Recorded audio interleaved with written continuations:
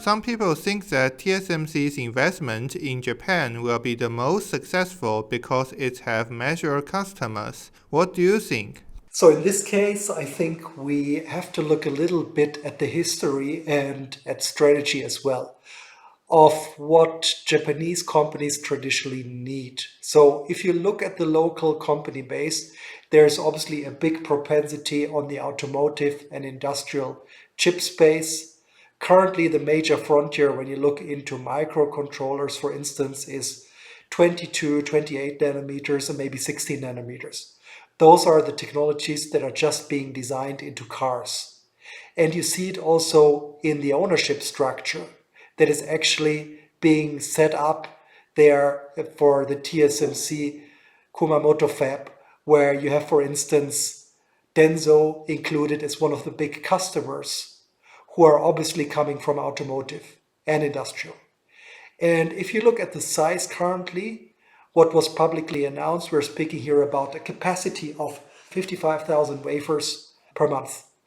This is typically a capacity that could be used in the future to support the industrial and automotive ecosystem of Japanese players, and also some of the amount which would be needed in the future maybe for consumer applications for companies like Sony.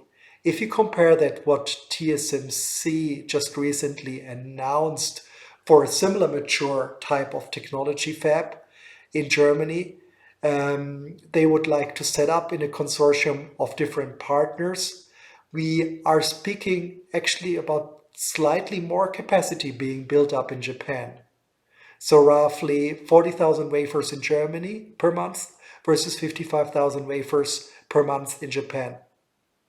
So already here we can see that they are over proportionally putting money into building up capacities on mature nodes.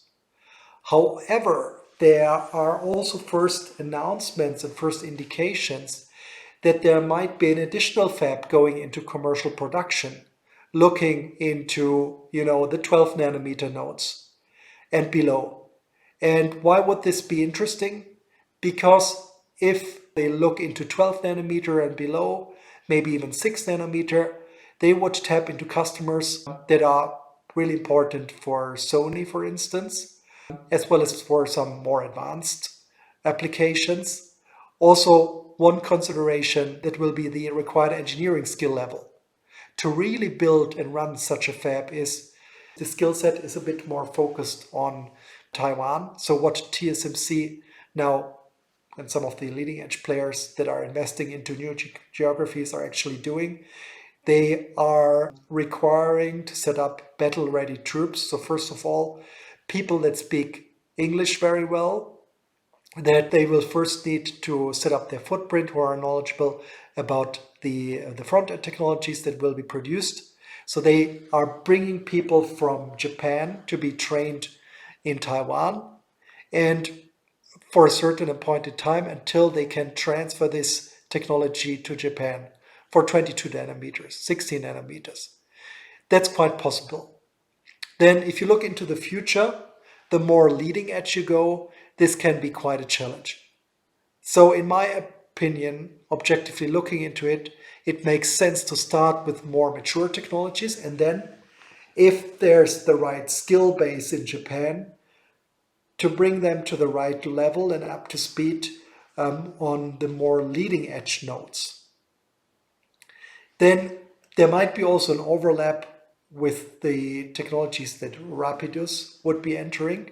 If you look at it, 6 nanometers, for instance, or even below, there would be this overlap. And is this healthy for the overall system, for the overall supply base? One might say at least there's a big or a certain risk of overcapacities in the future, if this really takes place also in Japan. Next to obviously what's happening in the US and other geographies of the world.